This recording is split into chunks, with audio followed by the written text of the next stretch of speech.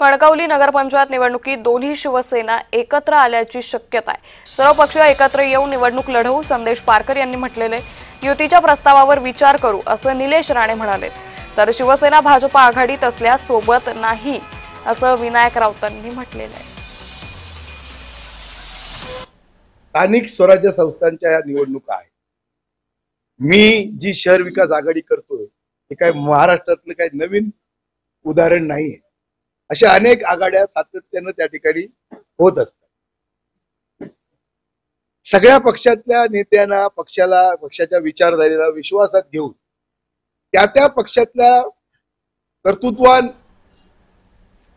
उमेदवारांना उमेदवारी देऊन सगळ्या विचारांना सामावून घेण्याचा माझा एक प्रयत्न या निमित्तानं आहे।